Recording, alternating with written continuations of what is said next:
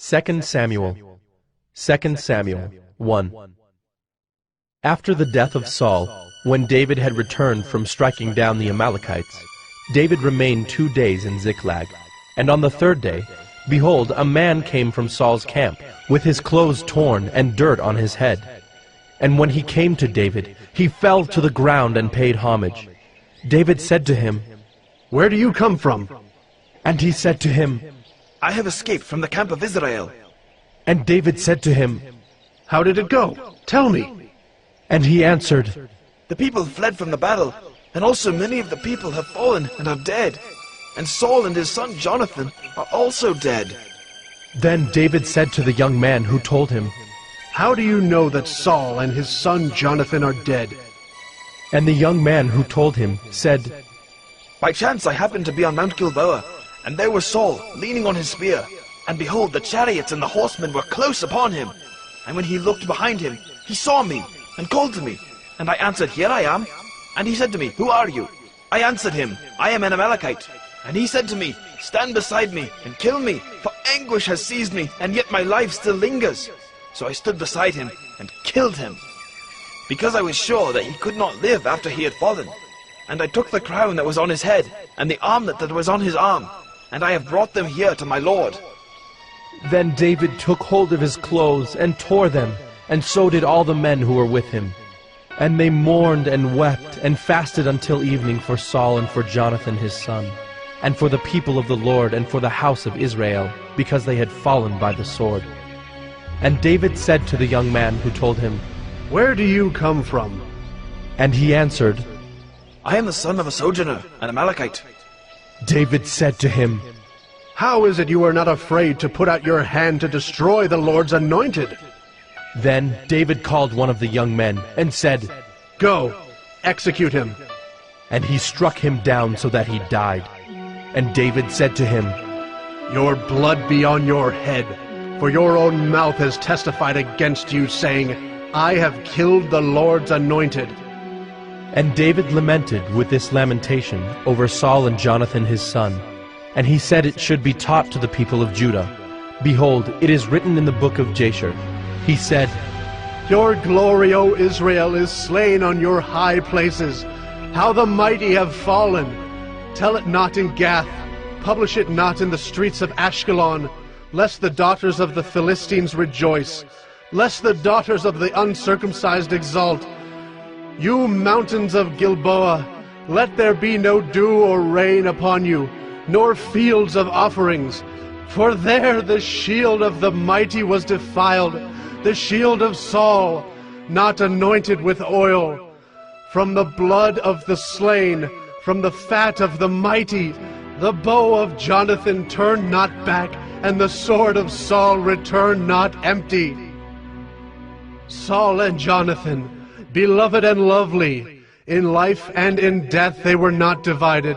They were swifter than eagles, they were stronger than lions. You daughters of Israel, weep over Saul, who clothed you luxuriously in scarlet, who put ornaments of gold on your apparel. How the mighty have fallen in the midst of the battle! Jonathan lies slain on your high places. I am distressed for you, my brother Jonathan. Very pleasant have you been to me. Your love to me was extraordinary, surpassing the love of women. How the mighty have fallen, and the weapons of war perished.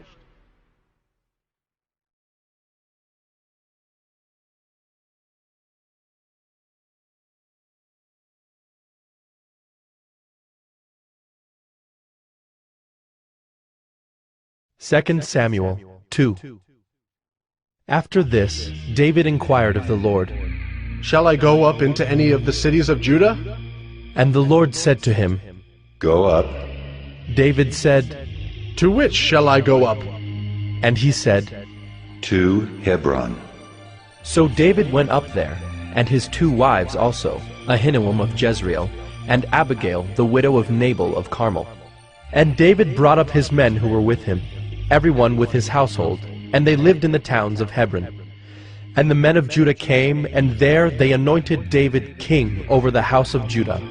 When they told David, It was the men of Jabesh Gilead who buried Saul. David sent messengers to the men of Jabesh Gilead and said to them, May you be blessed by the Lord, because you showed this loyalty to Saul, your Lord, and buried him. Now may the Lord show steadfast love and faithfulness to you, and I will do good to you because you have done this thing.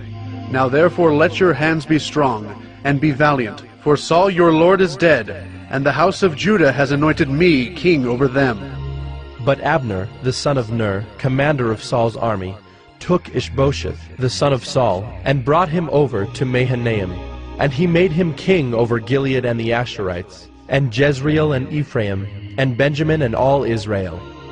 Ishbosheth, Saul's son, was 40 years old when he began to reign over Israel, and he reigned 2 years. But the house of Judah followed David. And the time that David was king in Hebron over the house of Judah was 7 years and 6 months. Abner, the son of Ner, and the servants of Ishbosheth, the son of Saul, went out from Mahanaim to Gibeon. And Joab, the son of Zeruiah, and the servants of David went out and met them at the pool of Gibeon. And they sat down, the one on the one side of the pool, and the other on the other side of the pool. And Abner said to Joab, Let the young men arise and compete before us. And Joab said, Let them arise. Then they arose and passed over by number, 12 for Benjamin and Ishbosheth, the son of Saul, and 12 of the servants of David. And each caught his opponent by the head, and thrust his sword in his opponent's side, so they fell down together. Therefore that place was called Helkath Hazzurim, which is at Gibeon. And the battle was very fierce that day. And Abner and the men of Israel were beaten before the servants of David. And the 3 sons of Zeruiah were there, Joab, Abishai, and Asahel. Now Asahel was as swift of foot as a wild gazelle. And Asahel pursued Abner, and as he went, he turned neither to the right hand nor to the left from following Abner. Then Abner looked behind him and said, Is it you, Asahel? And he answered, It is I. Abner said to him, Turn aside to your right hand or to your left, and seize one of the young men, and take his spoil. But Asahel would not turn aside from following him. And Abner said again to Asahel, Turn aside from following me. Why should I strike you to the ground? How then could I lift up my face to your brother Joab? But he refused to turn aside. Therefore Abner struck him in the stomach with the butt of his spear, so that the spear came out at his back. And he fell there and died where he was. And all who came to the place where Asahel had fallen and died stood still. But Joab and Abishai pursued Abner. And as the sun was going down, they came to the hill of Ammah, which lies before Giah on the way to the wilderness of Gibeon. And the people of Benjamin gathered themselves together behind Abner, and became one group, and took their stand on the top of a hill. Then Abner called to Joab, Shall the sword devour forever? Do you not know that the end will be bitter?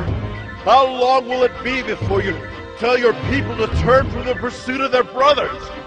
And Joab said, As God lives, if you had not spoken, surely the men would not have given up the pursuit of their brothers until the morning. So Joab blew the trumpet, and all the men stopped, and pursued Israel no more, nor did they fight any more. And Abner and his men went all that night through the Arabah. They crossed the Jordan, and marching the whole morning they came to Mahanaim. Joab returned from the pursuit of Abner.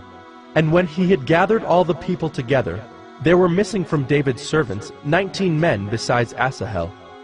But the servants of David had struck down of Benjamin 360 of Abner's men. And they took up Asahel, and buried him in the tomb of his father, which was at Bethlehem. And Joab and his men marched all night, and the day broke upon them at Hebron.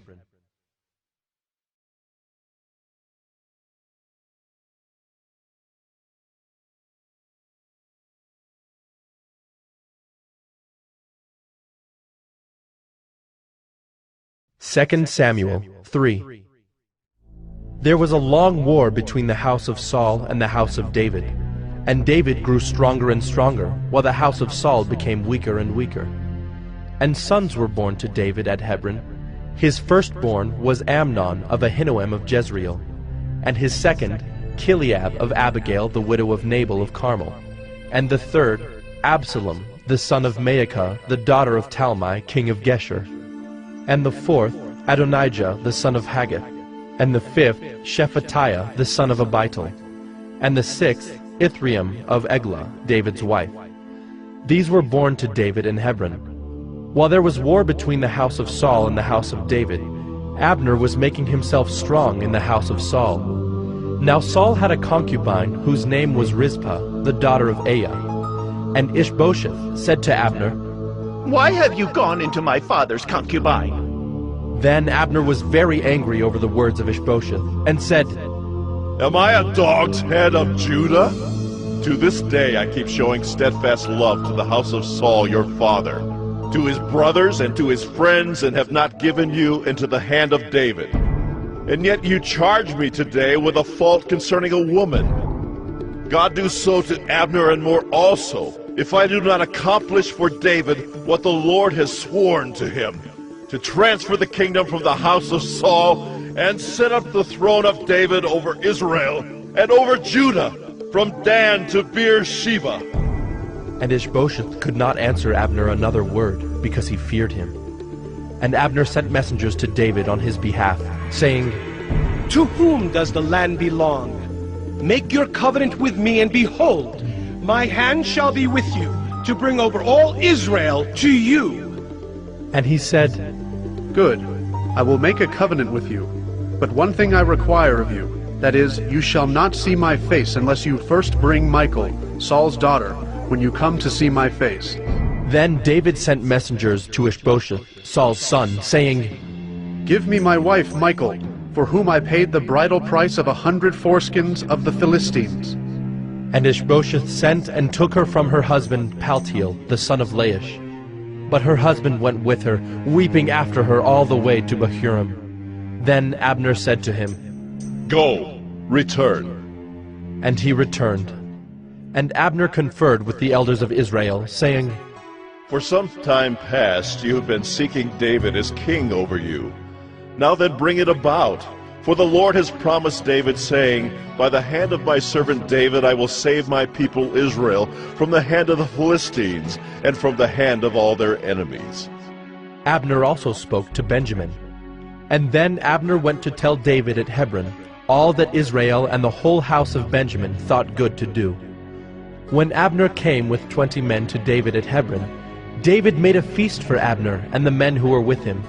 And Abner said to David, I will arise and go, and will gather all Israel to my lord the king, that they may make a covenant with you, and that you may reign over all that your heart desires. So David sent Abner away, and he went in peace. Just then the servants of David arrived with Joab from a raid, bringing much spoil with them. But Abner was not with David at Hebron, for he had sent him away, and he had gone in peace. When Joab and all the army that was with him came, it was told Joab, Abner the son of Ner came to the king, and he has let him go, and he has gone in peace. Then Joab went to the king and said, What have you done? Behold, Abner came to you. Why is it that you have sent him away so that he is gone? You know that Abner the son of Ner came to deceive you, and to know you're going out and you're coming in, and to know all that you are doing. When Joab came out from David's presence, he sent messengers after Abner, and they brought him back from the cistern of Sirah. But David did not know about it. And when Abner returned to Hebron, Joab took him aside into the midst of the gate to speak with him privately. And there he struck him in the stomach so that he died for the blood of Asahel his brother. Afterward, when David heard of it, he said, I and my kingdom are forever guiltless before the Lord for the blood of Abner the son of Ner. May it fall upon the head of Joab and upon all his father's house, and may the house of Joab never be without one who has a discharge, or who is leprous, or who holds a spindle, or who falls by the sword, or who lacks bread. So Joab and Abishai his brother killed Abner, because he had put their brother Asahel to death in the battle at Gibeon. Then David said to Joab and to all the people who were with him, Tear your clothes and put on sackcloth and mourn before Abner. And King David followed the bier. They buried Abner at Hebron, And the king lifted up his voice and wept at the grave of Abner, and all the people wept. And the king lamented for Abner, saying, Should Abner die as a fool dies? Your hands were not bound, your feet were not fettered. As one falls before the wicked, you have fallen. And all the people wept again over him. Then all the people came to persuade David to eat bread while it was yet day. But David swore, saying, God, do so to me and more also, if I taste bread or anything else till the sun goes down. And all the people took notice of it, and it pleased them, as everything that the king did pleased all the people. So all the people and all Israel understood that day that it had not been the king's will to put to death Abner the son of Ner. And the king said to his servants, Do you not know that a prince and a great man has fallen this day in Israel? And I was gentle today, though anointed king. These men, the sons of Zeruiah, are more severe than I. The Lord repay the evildoer according to his wickedness.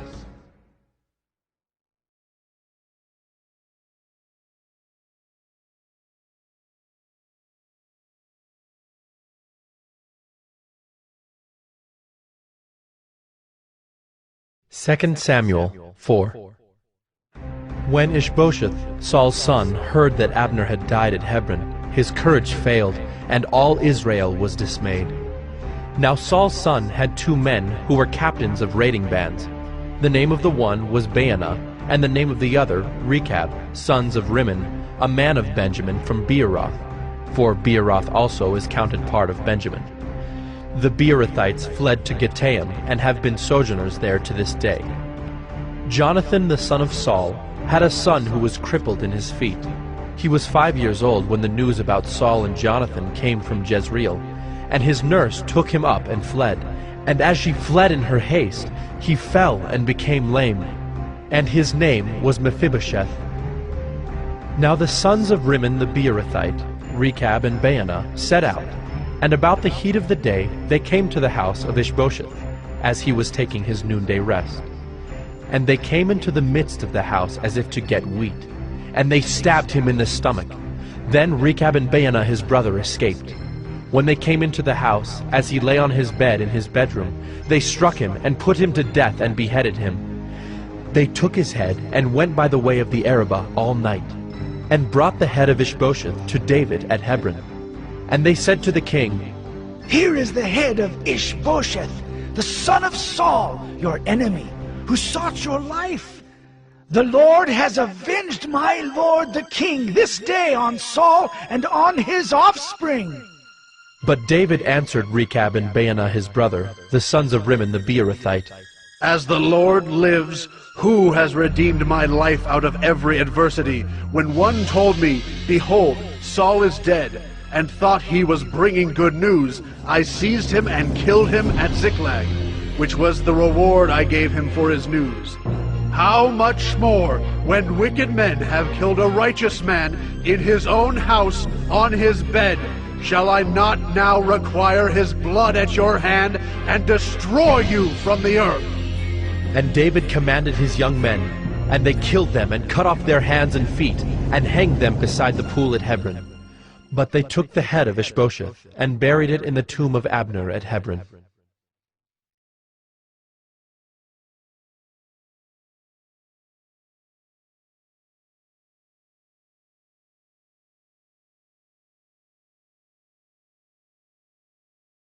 Second Samuel 5. Then all the tribes of Israel came to David at Hebron and said, Behold, we are your bone and flesh. In times past, when Saul was king over us, it was you who led out and brought in Israel. And the Lord said to you, You shall be shepherd of my people Israel, and you shall be prince over Israel. So all the elders of Israel came to the king at Hebron, and King David made a covenant with them at Hebron before the Lord, and they anointed David king over Israel. David was 30 years old when he began to reign, and he reigned 40 years. At Hebron he reigned over Judah 7 years and 6 months, and at Jerusalem he reigned over all Israel and Judah 33 years. And the king and his men went to Jerusalem against the Jebusites, the inhabitants of the land, who said to David, "You will not come in here, but the blind and the lame will ward you off." Thinking, "David cannot come in here." Nevertheless, David took the stronghold of Zion, that is the city of David. And David said on that day, "Whoever would strike the Jebusites, let him get up the water shaft to attack the lame and the blind who are hated by David's soul." Therefore it is said, "The blind and the lame shall not come into the house." And David lived in the stronghold, and called it the city of David. And David built the city all around from the Millo inward. And David became greater and greater, for the Lord the God of hosts was with him. And Hiram, king of Tyre, sent messengers to David, and cedar trees, also carpenters and masons, who built David a house.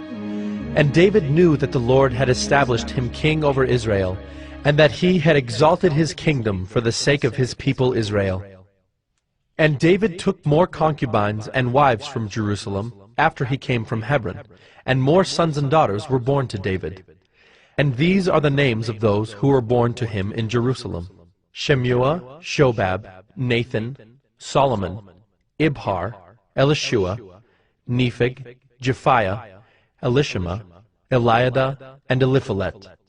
When the Philistines heard that David had been anointed king over Israel, all the Philistines went up to search for David.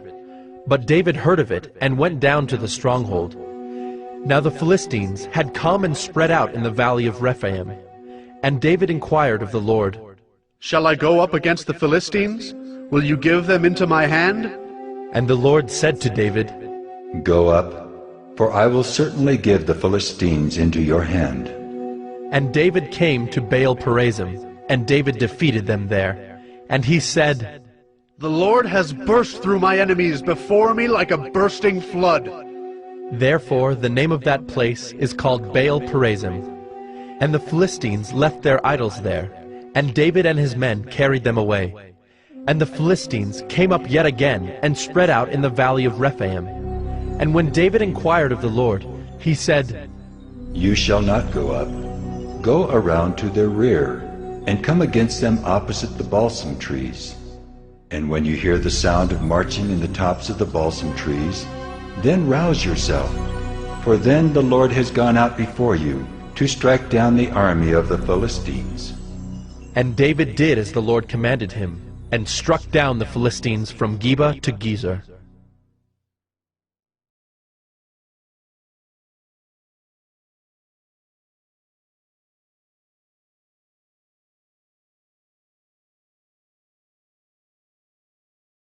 Second Samuel 6.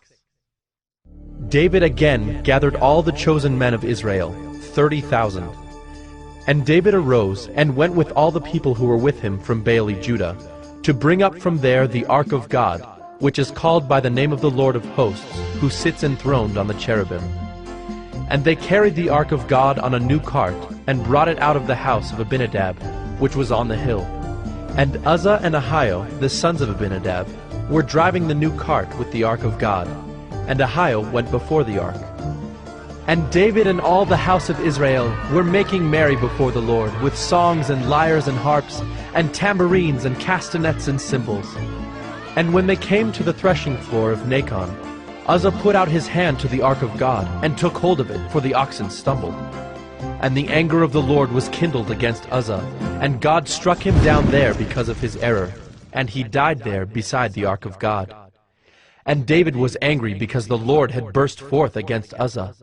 And that place is called Perez Uzzah to this day. And David was afraid of the Lord that day. And he said, "How can the ark of the Lord come to me?" So David was not willing to take the ark of the Lord into the city of David. But David took it aside to the house of Obed-Edom the Gittite. And the ark of the Lord remained in the house of Obed-Edom the Gittite 3 months. And the Lord blessed Obed-Edom and all his household. And it was told King David, "The Lord has blessed the household of Obed-Edom and all that belongs to him because of the ark of God." So David went and brought up the ark of God from the house of Obed-Edom to the city of David with rejoicing. And when those who bore the ark of the Lord had gone 6 steps, he sacrificed an ox and a fattened animal. And David danced before the Lord with all his might.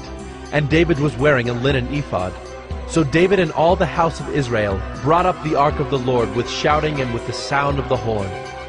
As the ark of the Lord came into the city of David, Michal, the daughter of Saul, looked out of the window and saw King David leaping and dancing before the Lord, and she despised him in her heart. And they brought in the ark of the Lord and set it in its place, inside the tent that David had pitched for it. And David offered burnt offerings and peace offerings before the Lord. And when David had finished offering the burnt offerings and the peace offerings, he blessed the people in the name of the Lord of hosts, and distributed among all the people, the whole multitude of Israel, both men and women, a cake of bread, a portion of meat, and a cake of raisins to each one. Then all the people departed, each to his house. And David returned to bless his household. But Michal, the daughter of Saul, came out to meet David, and said, "How the king of Israel honored himself today, uncovering himself today before the eyes of his servants, female servants, as one of the vulgar fellows shamelessly uncovers himself." And David said to Michal, "It was before the Lord who chose me above your father and above all his house, to appoint me as prince over Israel, the people of the Lord, and I will make merry before the Lord. I will make myself yet more contemptible than this, and I will be abased in your eyes. But by the female servants of whom you have spoken, by them I shall be held in honor." And Michal, the daughter of Saul, had no child to the day of her death.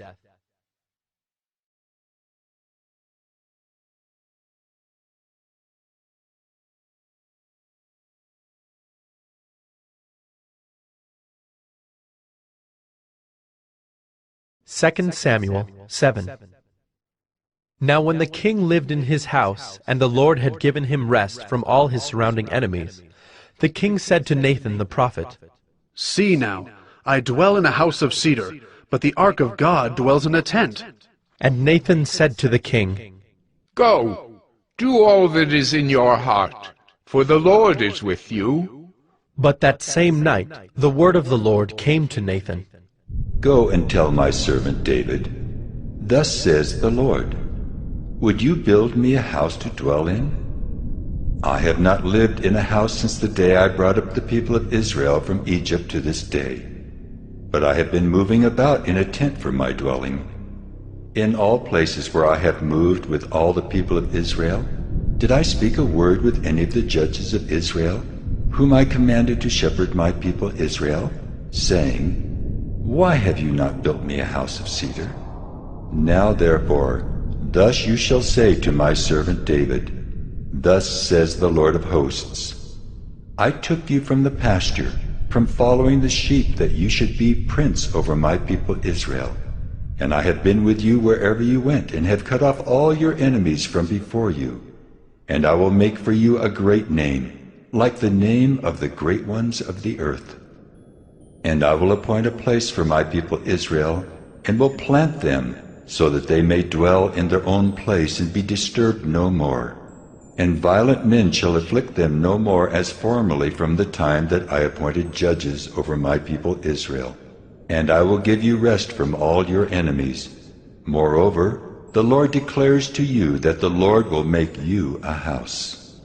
When your days are fulfilled, and you lie down with your fathers, I will raise up your offspring after you, who shall come from your body, and I will establish his kingdom. He shall build a house for my name, and I will establish the throne of his kingdom forever.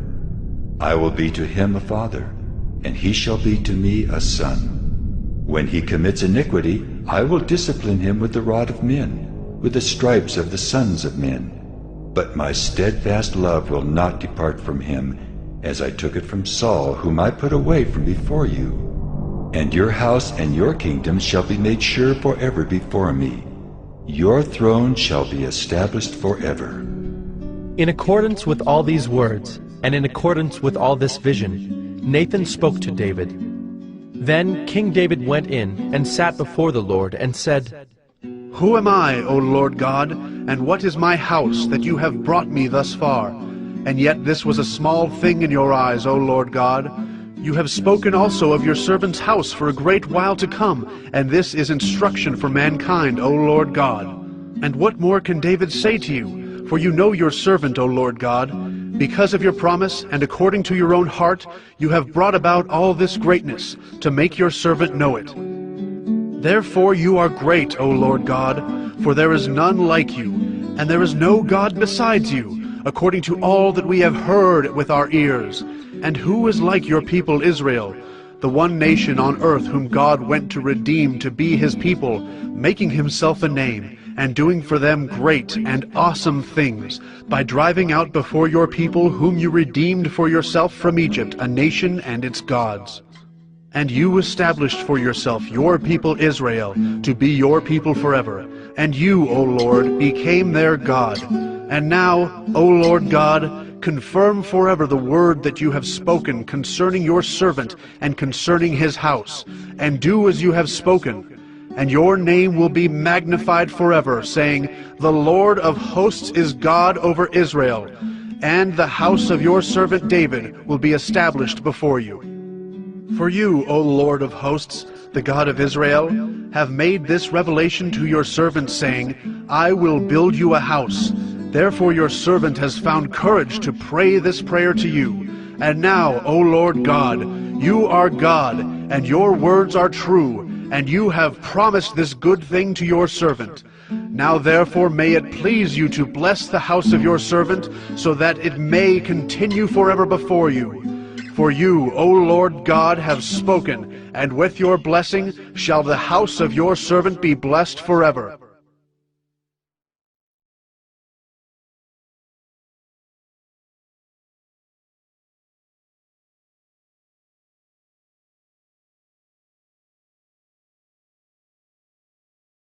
Second Samuel 8. After this, David defeated the Philistines and subdued them. And David took Metheg-Ammah out of the hand of the Philistines. And he defeated Moab, and he measured them with a line, making them lie down on the ground. 2 lines he measured to be put to death, and 1 full line to be spared. And the Moabites became servants to David and brought tribute. David also defeated Hadad-ezer, the son of Rehob, king of Zobah, as he went to restore his power at the river Euphrates. And David took from him 1,700 horsemen and 20,000 foot soldiers. And David hamstrung all the chariot horses, but left enough for 100 chariots. And when the Syrians of Damascus came to help Hadad-ezer, king of Zobah, David struck down 22,000 men of the Syrians. Then David put garrisons in Aram of Damascus, and the Syrians became servants to David and brought tribute. And the Lord gave victory to David wherever he went. And David took the shields of gold that were carried by the servants of Hadad-ezer, and brought them to Jerusalem. And from Betah and from Berothai, cities of Hadad-ezer, King David took very much bronze.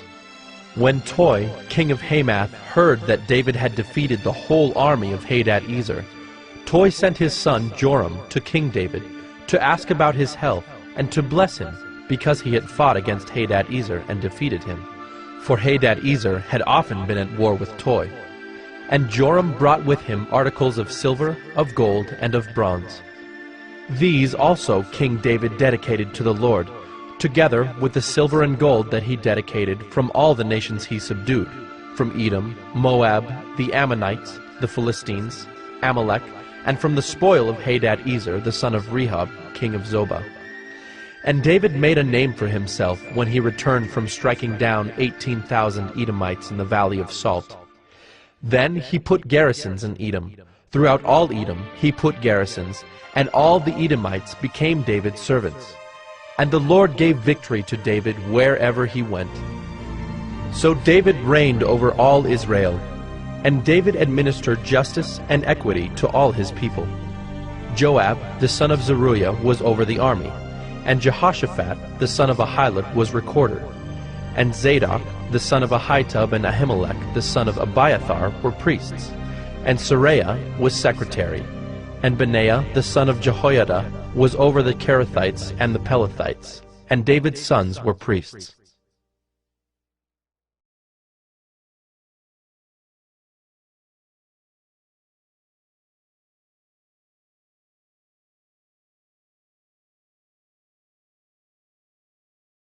2 Samuel 9. And David said, Is there still anyone left of the house of Saul, that I may show him kindness for Jonathan's sake? Now there was a servant of the house of Saul, whose name was Ziba, and they called him to David. And the king said to him, Are you Ziba? And he said, I am your servant. And the king said, Is there not still someone of the house of Saul, that I may show the kindness of God to him? Ziba said to the king, There is still a son of Jonathan. He is crippled in his feet. The king said to him, Where is he? And Ziba said to the king, He is in the house of Machir, the son of Ammiel, at Lodebar. Then King David sent and brought him from the house of Machir, the son of Ammiel, at Lodebar. And Mephibosheth, the son of Jonathan, son of Saul, came to David and fell on his face and paid homage. And David said, Mephibosheth. And he answered, Behold, I am your servant. And David said to him, Do not fear, for I will show you kindness for the sake of your father Jonathan, and I will restore to you all the land of Saul your father, and you shall eat at my table always. And he paid homage and said, What is your servant, that you should show regard for a dead dog such as I? Then the king called Ziba, Saul's servant, and said to him, All that belonged to Saul and to all his house I have given to your master's grandson. And you and your sons and your servants shall till the land for him and shall bring in the produce, that your master's grandson may have bread to eat. But Mephibosheth, your master's grandson, shall always eat at my table. Now Ziba had 15 sons and 20 servants. Then Ziba said to the king, According to all that my lord the king commands his servant, so will your servant do. So Mephibosheth ate at David's table like one of the king's sons. And Mephibosheth had a young son whose name was Micah. And all who lived in Ziba's house became Mephibosheth's servants. So Mephibosheth lived in Jerusalem, for he ate always at the king's table. Now he was lame in both his feet.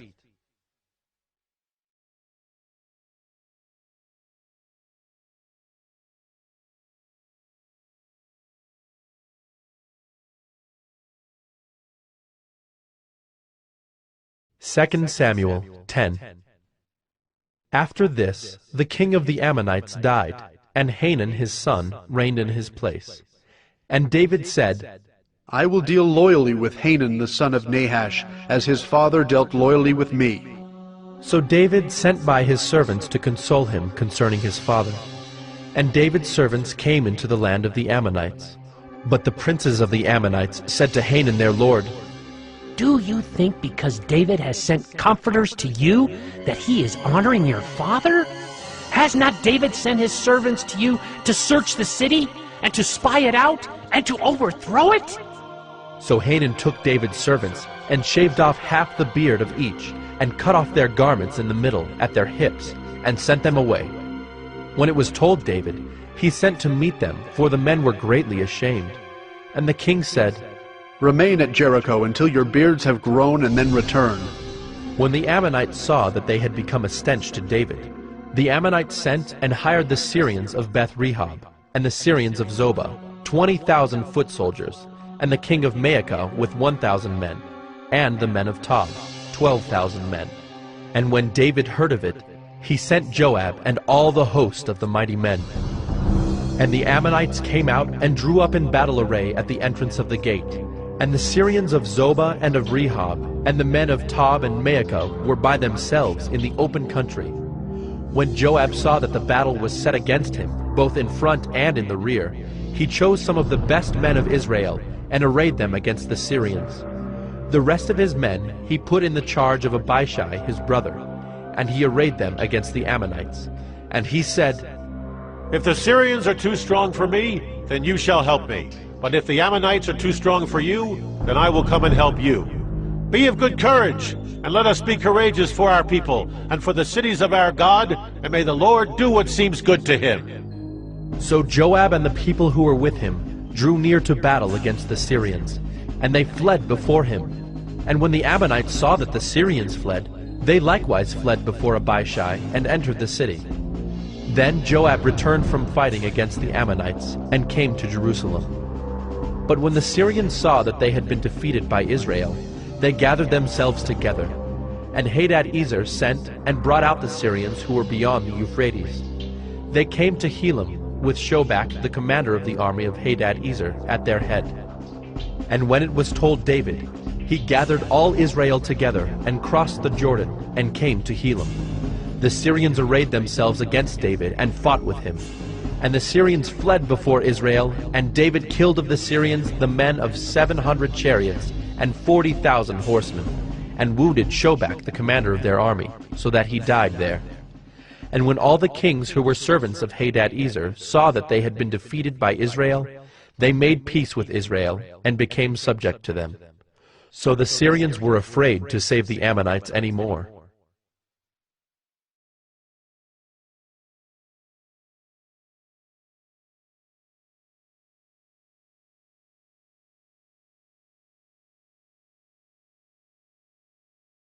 Second Samuel 11.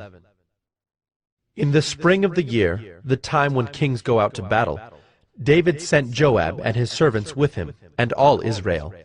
And they ravaged the Ammonites and besieged Rabbah. But David remained at Jerusalem. It happened late one afternoon, when David arose from his couch and was walking on the roof of the king's house, that he saw from the roof a woman bathing, and the woman was very beautiful. And David sent and inquired about the woman. And one said, "Is not this Bathsheba, the daughter of Eliam, the wife of Uriah the Hittite?" So David sent messengers and took her, and she came to him, and he lay with her. Now she had been purifying herself from her uncleanness. Then she returned to her house.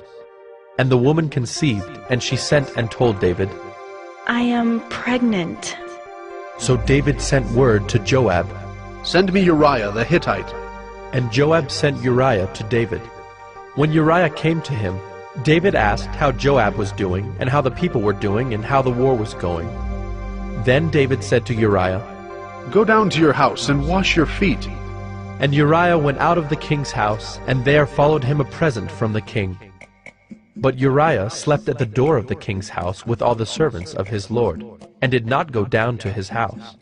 When they told David, "Uriah did not go down to his house," David said to Uriah, "Have you not come from a journey? Why did you not go down to your house?" Uriah said to David, "The ark and Israel and Judah dwell in booths, and my lord Joab and the servants of my lord are camping in the open field. Shall I then go to my house, to eat and to drink, and to lie with my wife? As you live and as your soul lives, I will not do this thing." Then David said to Uriah, "Remain here today also, and tomorrow I will send you back." So Uriah remained in Jerusalem that day and the next. And David invited him, and he ate in his presence and drank, so that he made him drunk. And in the evening he went out to lie on his couch with the servants of his lord, but he did not go down to his house. In the morning David wrote a letter to Joab, and sent it by the hand of Uriah. In the letter he wrote, "Set Uriah in the forefront of the hardest fighting, and then draw back from him, that he may be struck down and die." And as Joab was besieging the city, he assigned Uriah to the place where he knew there were valiant men. And the men of the city came out and fought with Joab, and some of the servants of David among the people fell. Uriah the Hittite also died. Then Joab sent and told David all the news about the fighting. And he instructed the messenger, "When you have finished telling all the news about the fighting to the king, then, if the king's anger rises, and if he says to you, 'Why did you go so near the city to fight? Did you not know that they would shoot from the wall? Who killed Abimelech, the son of Jerubasheth? Did not a woman cast an upper millstone on him from the wall, so that he died at Thebez? Why did you go so near the wall?' Then you shall say, 'Your servant Uriah the Hittite is dead also.'" So the messenger went and came and told David all that Joab had sent him to tell. The messenger said to David, "The men gained an advantage over us and came out against us in the field, but we drove them back to the entrance of the gate. Then the archers shot at your servants from the wall. Some of the king's servants are dead, and your servant Uriah the Hittite is dead also. David said to the messenger, Thus shall you say to Joab, Do not let this matter trouble you, for the sword devours now one and now another. Strengthen your attack against the city and overthrow it, and encourage him. When the wife of Uriah heard that Uriah her husband was dead, she lamented over her husband. And when the mourning was over, David sent and brought her to his house, and she became his wife, and bore him a son. But the thing that David had done displeased the Lord.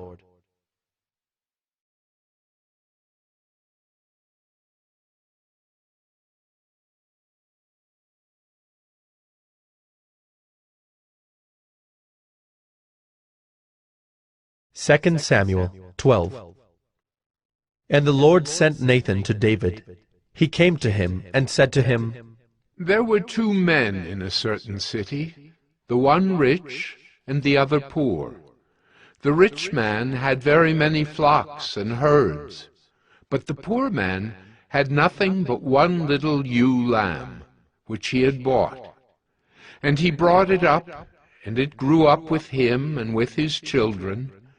It used to eat of his morsel and drink from his cup and lie in his arms, and it was like a daughter to him. Now there came a traveler to the rich man, and he was unwilling to take one of his own flock or herd to prepare for the guest who had come to him. But he took the poor man's lamb and prepared it for the man who had come to him. Then David's anger was greatly kindled against the man, and he said to Nathan, As the Lord lives, the man who has done this deserves to die, and he shall restore the lamb 4-fold because he did this thing, and because he had no pity. Nathan said to David, You are the man.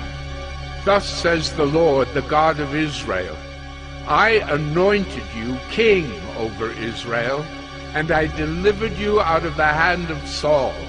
And I gave you your master's house and your master's wives into your arms, and gave you the house of Israel and of Judah.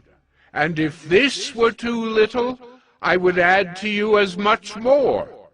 Why have you despised the word of the Lord, to do what is evil in his sight? You have struck down Uriah the Hittite with the sword, and have taken his wife to be your wife, and have killed him with the sword of the Ammonites. Now therefore the sword shall never depart from your house, because you have despised me, and have taken the wife of Uriah the Hittite to be your wife. Thus says the Lord, Behold, I will raise up evil against you out of your own house, and I will take your wives before your eyes, and give them to your neighbor, and he shall lie with your wives in the sight of this sun, for you did it secretly. But I will do this thing before all Israel, and before the sun. David said to Nathan, I have sinned against the Lord. And Nathan said to David, The Lord also has put away your sin. You shall not die. Nevertheless, because by this deed you have utterly scorned the Lord, the child who is born to you shall die. Then Nathan went to his house. And the Lord afflicted the child that Uriah's wife bore to David, and he became sick. David therefore sought God on behalf of the child. And David fasted and went in and lay all night on the ground. And the elders of his house stood beside him to raise him from the ground, but he would not, nor did he eat food with them. On the 7th day the child died. And the servants of David were afraid to tell him that the child was dead, for they said, Behold, while the child was yet alive, we spoke to him, and he did not listen to us. How then can we say to him, The child is dead? He may do himself some harm. But when David saw that his servants were whispering together, David understood that the child was dead. And David said to his servants, Is the child dead? They said, He is dead. Then David arose from the earth, and washed and anointed himself, and changed his clothes. And he went into the house of the Lord and worshipped. He then went to his own house, and when he asked, they set food before him, and he ate. Then his servant said to him, "What is this thing that you have done? You fasted and wept for the child while he was alive, but when the child died, you arose and ate food." He said, "While the child was still alive, I fasted and wept, for I said, 'Who knows whether the Lord will be gracious to me, that the child may live?' But now he is dead. Why should I fast? Can I bring him back again? I shall go to him, but he will not return to me." Then David comforted his wife Bathsheba, and went in to her and lay with her. And she bore a son, and he called his name Solomon. And the Lord loved him, and sent a message by Nathan the prophet. So he called his name Jedidiah, because of the Lord. Now Joab fought against Rabbah of the Ammonites, and took the royal city. And Joab sent messengers to David, and said, "I have fought against Rabbah. Moreover, I have taken the city of waters. Now then, gather the rest of the people together, and encamp against the city, and take it, lest I take the city, and it be called by my name." So David gathered all the people together, and went to Rabbah, and fought against it, and took it. And he took the crown of their king from his head. The weight of it was a talent of gold, and in it was a precious stone, and it was placed on David's head. And he brought out the spoil of the city, a very great amount. And he brought out the people who were in it, and set them to labor with saws and iron picks and iron axes, and made them toil at the brick kilns. And thus he did to all the cities of the Ammonites. Then David and all the people returned to Jerusalem.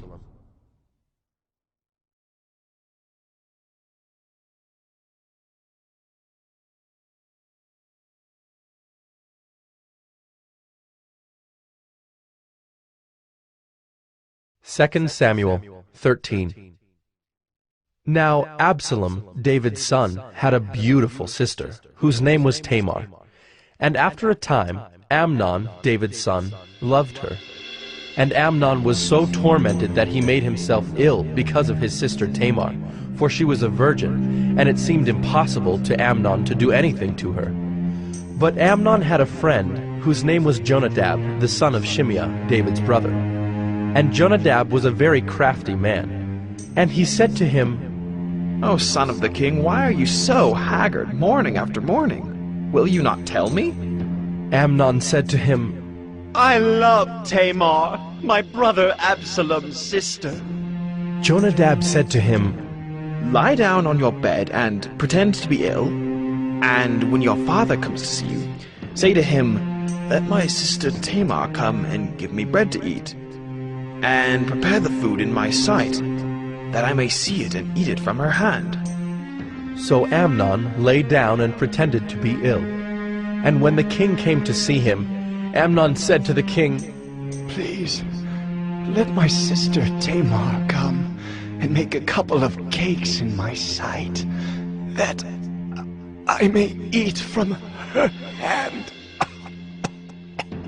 Then David sent home to Tamar, saying, "Go to your brother Amnon's house and prepare food for him." So Tamar went to her brother Amnon's house, where he was lying down. And she took dough and kneaded it, and made cakes in his sight, and baked the cakes. And she took the pan and emptied it out before him, but he refused to eat. And Amnon said, "Send out everyone from me." So everyone went out from him. Then Amnon said to Tamar, "Bring the food into the chamber, that I may eat from your hand." And Tamar took the cakes she had made, and brought them into the chamber to Amnon her brother. But when she brought them near him to eat, he took hold of her and said to her, "Come, lie with me, my sister." She answered him, "No, my brother, do not violate me, for such a thing is not done in Israel. Do not do this outrageous thing. As for me, where could I carry my shame? And as for you, you would be as one of the outrageous fools in Israel. Now therefore, please speak to the king, for he will not withhold me from you." But he would not listen to her, and being stronger than she, he violated her and lay with her. Then Amnon hated her with very great hatred, so that the hatred with which he hated her was greater than the love with which he had loved her. And Amnon said to her, "Get up! Go!" But she said to him, "No, my brother, for this wrong in sending me away is greater than the other that you did to me." But he would not listen to her. He called the young man who served him and said, "Put this woman out of my presence and bolt the door after her." Now she was wearing a long robe with sleeves, for thus were the virgin daughters of the king dressed. So his servant put her out and bolted the door after her. And Tamar put ashes on her head and tore the long robe that she wore. And she laid her hand on her head and went away, crying aloud as she went. And her brother Absalom said to her, "Has Amnon your brother been with you? Now hold your peace, my sister. He is your brother. Do not take this to heart." So Tamar lived a desolate woman in her brother Absalom's house. When King David heard of all these things, he was very angry.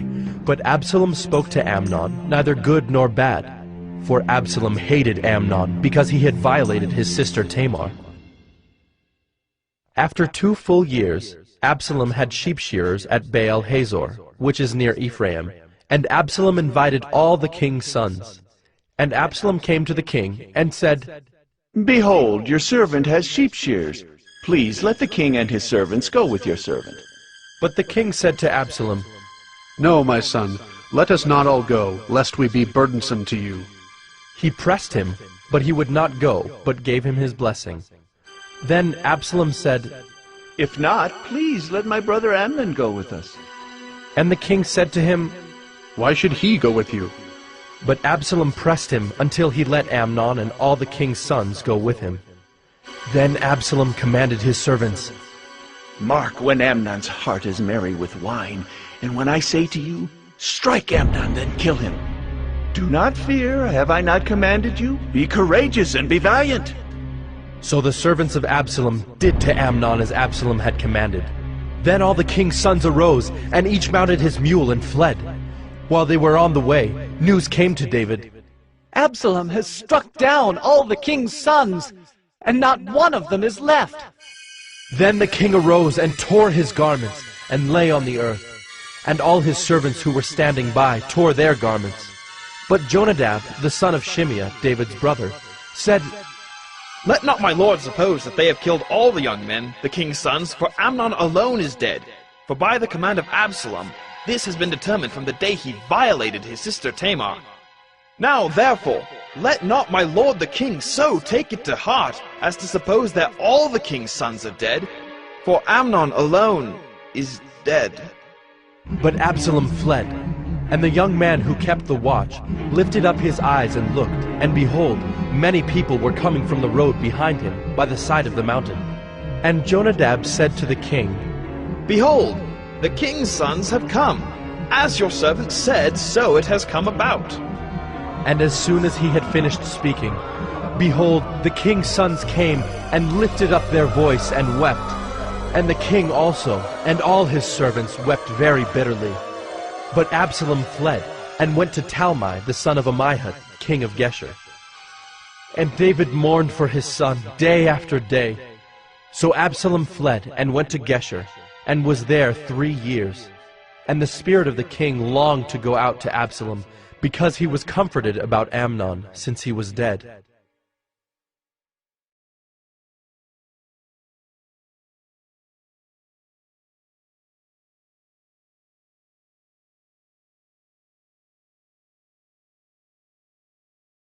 Second Samuel 14.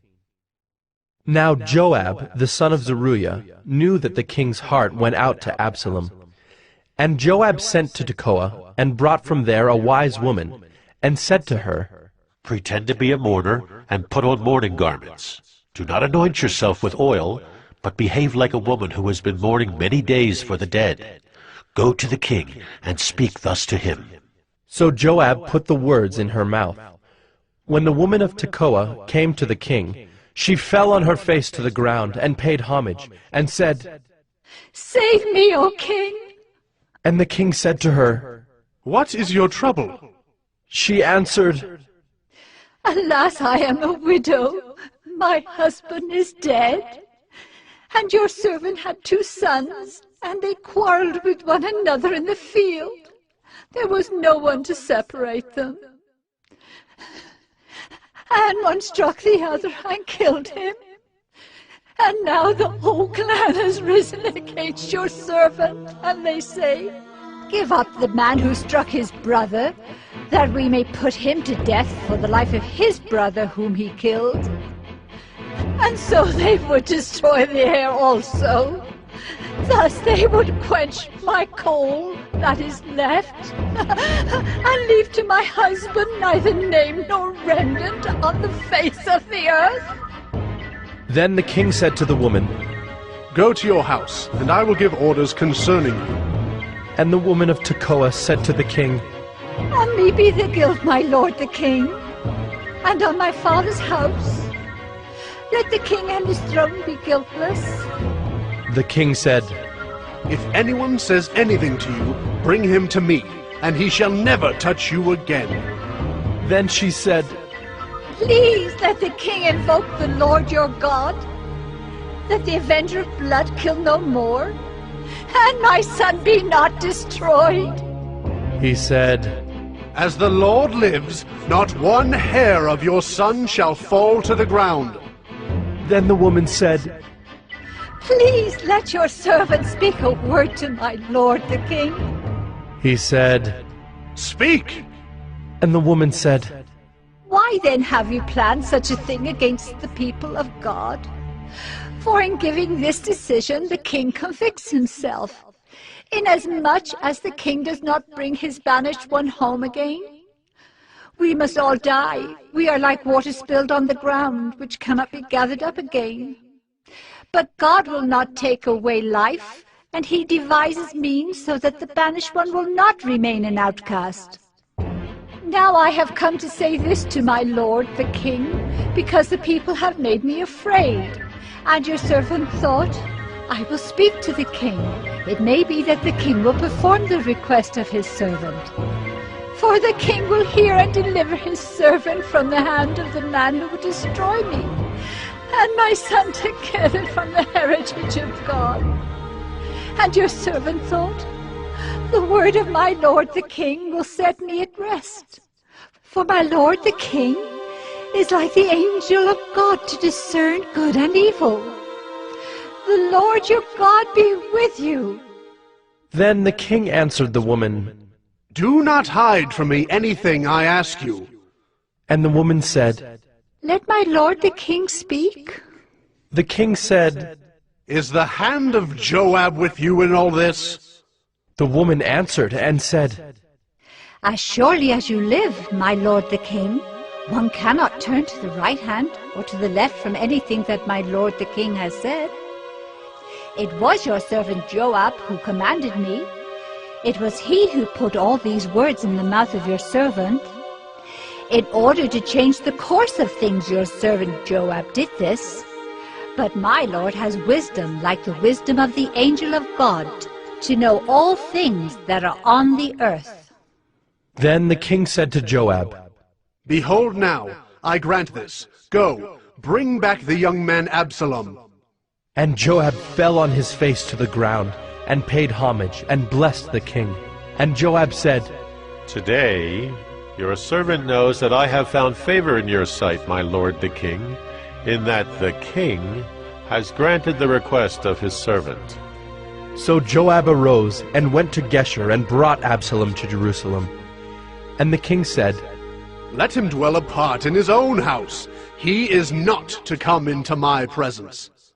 So Absalom lived apart in his own house, and did not come into the king's presence. Now in all Israel there was no one so much to be praised for his handsome appearance as Absalom. From the sole of his foot to the crown of his head there was no blemish in him. And when he cut the hair of his head, for at the end of every year he used to cut it, when it was heavy on him he cut it, he weighed the hair of his head, 200 shekels by the king's weight. There were born to Absalom 3 sons, and 1 daughter whose name was Tamar. She was a beautiful woman. So Absalom lived 2 full years in Jerusalem without coming into the king's presence. Then Absalom sent for Joab to send him to the king, but Joab would not come to him. And he sent a second time, but Joab would not come. Then he said to his servants, See, Joab's field is next to mine, and he has barley there. Go and set it on fire. So Absalom's servants set the field on fire. Then Joab arose and went to Absalom at his house and said to him, Why have your servants set my field on fire? Absalom answered Joab, Behold, I send word to you. Come here that I may send you to the king to ask, Why have I come from Geshur? It would be better for me to be there still. Now therefore let me go into the presence of the king, and if there is guilt in me, let him put me to death.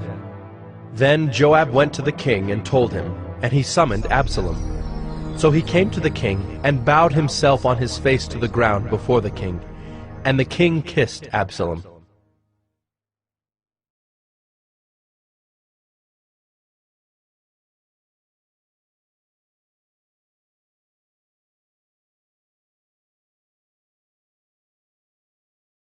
Second Samuel 15.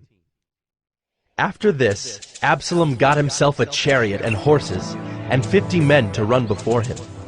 And Absalom used to rise early and stand beside the way of the gate. And when any man had a dispute to come before the king for judgment, Absalom would call to him and say, From what city are you? And when he said, Your servant is of such and such a tribe in Israel, Absalom would say to him, See, your claims are good and right, but there is no man designated by the king to hear you. Then Absalom would say, Oh, that I were judge in the land. Then every man with a dispute or cause might come to me, and I would give him justice. And whenever a man came near to pay homage to him, he would put out his hand and take hold of him and kiss him. Thus Absalom did to all of Israel who came to the king for judgment. So Absalom stole the hearts of the men of Israel. And at the end of 4 years, Absalom said to the king, Please, let me go and pay my vow, which I have vowed to the Lord in Hebron. For your servant vowed a vow while I lived at Geshur in Aram, saying, If the Lord will indeed bring me back to Jerusalem, then I will offer worship to the Lord. The king said to him, Go in peace. So he arose and went to Hebron. But Absalom sent secret messengers throughout all the tribes of Israel, saying, As soon as you hear the sound of the trumpet, then say, Absalom is king at Hebron! With Absalom went 200 men from Jerusalem who were invited guests, and they went in their innocence and knew nothing. And while Absalom was offering the sacrifices, he sent for Ahithophel, the Gilonite, David's counselor, from his city Gilo. And the conspiracy grew strong, and the people with Absalom kept increasing. And a messenger came to David, saying, The hearts of the men of Israel have gone after Absalom. Then David said to all his servants who were with him at Jerusalem, Arise, and let us flee, or else there will be no escape for us from Absalom. Go quickly, lest he overtake us quickly and bring down ruin on us and strike the city with the edge of the sword. And the king's servants said to the king, Behold, your servants are ready to do whatever my lord the king decides. So the king went out and all his household after him. And the king left 10 concubines to keep the house. And the king went out and all the people after him, and they halted at the last house. And all his servants passed by him, and all the Kerethites, and all the Pelethites, and all the 600 Gittites who had followed him from Gath, passed on before the king. Then the king said to Ittai the Gittite, Why do you also go with us? Go back and stay with the king, for you are a foreigner, and also an exile from your home. You came only yesterday, and shall I today make you wander about with us? Since I go, I know not where. Go back and take your brothers with you, and may the Lord show steadfast love and faithfulness to you. But Ittai answered the king, As the Lord lives, and as my lord the king lives, wherever my lord the king shall be, whether for death or for life, there also will your servant be. And David said to Ittai, Go then, pass on. So Ittai the Gittite passed on with all his men and all the little ones who were with him. and all the land wept aloud as all the people passed by. And the king crossed the brook Kidron, and all the people passed on toward the wilderness. And Abiathar came up, and behold, Zadok came also with all the Levites, bearing the ark of the covenant of God. And they set down the ark of God until the people had all passed out of the city. Then the king said to Zadok, "Carry the ark of God back into the city. If I find favor in the eyes of the Lord, he will bring me back and let me see both it and his dwelling place. But if he says, 'I have no pleasure in you,' behold, here I am. Let him do to me what seems good to him." The king also said to Zadok the priest, "Are you not a seer? Go back to the city in peace with your 2 sons, Ahimaaz your son, and Jonathan the son of Abiathar. See, I will wait at the fords of the wilderness until word comes from you to inform me." So Zadok and Abiathar carried the ark of God back to Jerusalem, and they remained there. But David went up the ascent of the Mount of Olives, weeping as he went, barefoot and with his head covered. And all the people who were with him covered their heads, and they went up weeping as they went. And it was told David, "Ahithophel is among the conspirators with Absalom." And David said, "O Lord, please turn the counsel of Ahithophel into foolishness." While David was coming to the summit, where God was worshipped, behold, Hushai the Archite came to meet him, with his coat torn and dirt on his head. David said to him, "If you go on with me, you will be a burden to me. But if you return to the city and say to Absalom, 'I will be your servant, O king, as I have been your father's servant in time past, so now I will be your servant,' then you will defeat for me the counsel of Ahithophel. Are not Zadok and Abiathar the priests with you there? So whatever you hear from the king's house, tell it to Zadok and Abiathar the priests. Behold, their 2 sons are with them there, Ahimaaz, Zadok's son, and Jonathan, Abiathar's son, and by them you shall send to me everything you hear." So Hushai, David's friend, came into the city, just as Absalom was entering Jerusalem.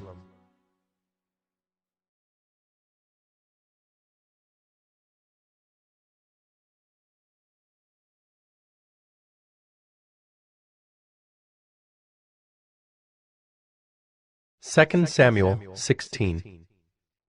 When David had passed a little beyond the summit, Ziba, the servant of Mephibosheth, met him, with a couple of donkeys saddled, bearing 200 loaves of bread, 100 bunches of raisins, 100 of summer fruits, and a skin of wine. And the king said to Ziba, "Why have you brought these?" Ziba answered, "The donkeys are for the king's household to ride on, the bread and summer fruit for the young men to eat, and the wine for those who faint in the wilderness to drink." And the king said, "And where is your master's son?" Ziba said to the king, "Behold, he remains in Jerusalem, for he said, 'Today the house of Israel will give me back the kingdom of my father.'"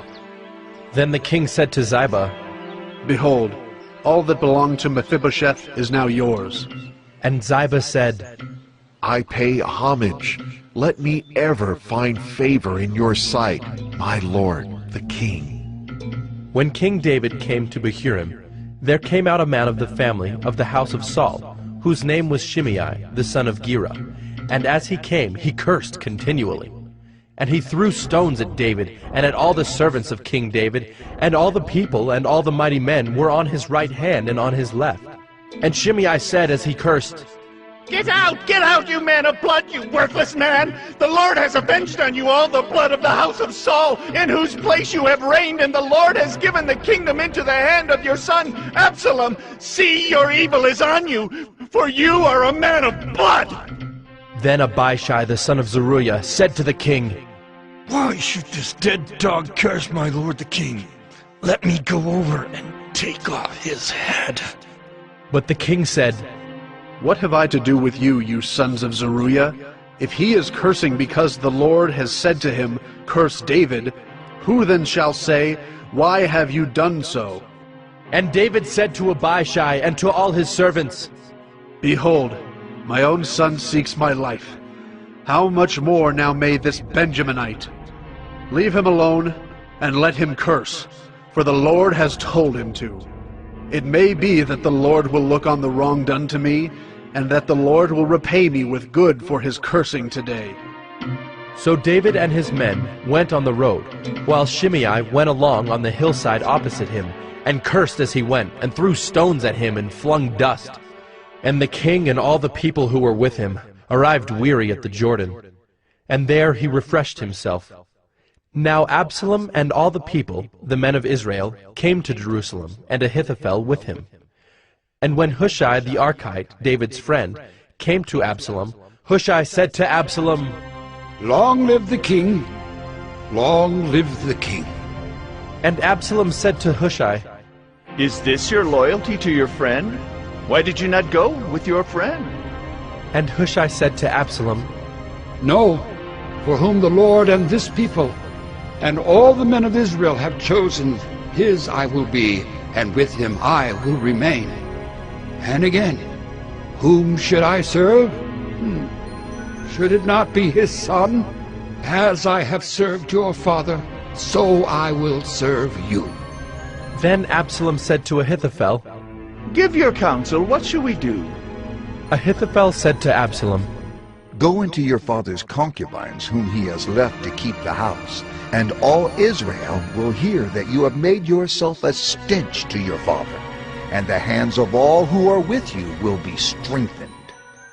So they pitched a tent for Absalom on the roof, and Absalom went into his father's concubines in the sight of all Israel.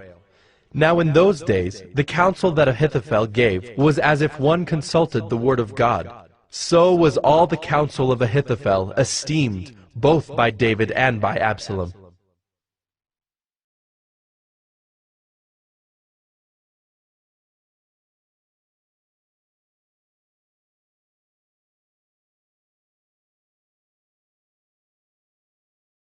Second Samuel 17. Moreover, Ahithophel said to Absalom, "Let me choose 12,000 men, and I will arise and pursue David tonight. I will come upon him while he is weary and discouraged, and throw him into a panic. And all the people who are with him will flee. I will strike down only the king, and I will bring all the people back to you as a bride comes home to her husband. You seek the life of only one man, and all the people will be at peace." And the advice seemed right in the eyes of Absalom and all the elders of Israel. Then Absalom said, "Call Hushai the Archite also, and let us hear what he has to say." And when Hushai came to Absalom, Absalom said to him, "Thus has Ahithophel spoken. Shall we do as he says? If not, you speak." Then Hushai said to Absalom, "This time the counsel that Ahithophel has given is not good." Hushai said, "You know that your father and his men are mighty men, and that they are enraged like a bear robbed of her cubs in the field. Besides, your father is expert in war. He will not spend the night with the people. Behold, even now he has hidden himself in one of the pits or in some other place.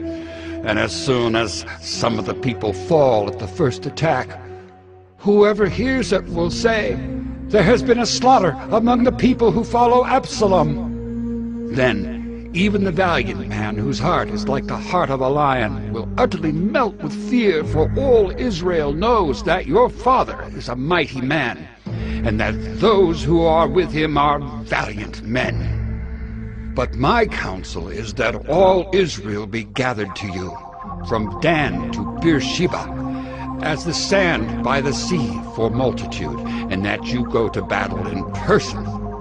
So we shall come upon him in some place where he is to be found, and we shall light upon him as the dew falls on the ground, and of him and all the men with him not one will be left. If he withdraws into a city, then all Israel will bring ropes to that city, and we shall drag it into the valley, until not even a pebble is to be found there." And Absalom and all the men of Israel said, "The counsel of Hushai the Archite is better than the counsel of Ahithophel." For the Lord had ordained to defeat the good counsel of Ahithophel, so that the Lord might bring harm upon Absalom. Then Hushai said to Zadok and Abiathar the priests, Thus and so did Ahithophel counsel Absalom and the elders of Israel, and thus and so have I counseled. Now, therefore, send quickly and tell David, do not stay tonight at the fords of the wilderness, but by all means pass over, lest the king and all the people who are with him be swallowed up. Now Jonathan and Ahimaaz were waiting at Enrogel. A female servant was to go and tell them, and they were to go and tell King David, for they were not to be seen entering the city. But a young man saw them and told Absalom. So both of them went away quickly and came to the house of a man at Bahurim, who had a well in his courtyard, and they went down into it. And the woman took and spread a covering over the well's mouth, and scattered grain on it, and nothing was known of it. When Absalom's servants came to the woman at the house, they said, Where are Ahimaaz and Jonathan? And the woman said to them, They have gone over the brook of water. And when they had sought and could not find them, they returned to Jerusalem. After they had gone, the men came up out of the well, and went and told King David. They said to David, Arise, and go quickly over the water, for thus and so has Ahithophel counseled against you. Then David arose, and all the people who were with him, and they crossed the Jordan. By daybreak not one was left who had not crossed the Jordan. When Ahithophel saw that his counsel was not followed, he saddled his donkey and went off home to his own city. He set his house in order and hanged himself, and he died and was buried in the tomb of his father. Then David came to Mahanaim, and Absalom crossed the Jordan with all the men of Israel. Now Absalom had set Amasa over the army instead of Joab. Amasa was the son of a man named Ithra the Ishmaelite, who had married Abigail, the daughter of Nahash, sister of Zeruiah, Joab's mother. And Israel and Absalom encamped in the land of Gilead. When David came to Mahanaim, Shobai, the son of Nahash from Rabbah of the Ammonites, and Machir, the son of Amiel from Lo-debar, and Barzillai, the Gileadite from Rogelim, brought beds, basins, and earthen vessels, wheat, barley, flour, parched grain, beans, and lentils, honey and curds and sheep and cheese from the herd, for David and the people with him to eat. For they said, The people are hungry and weary and thirsty in the wilderness.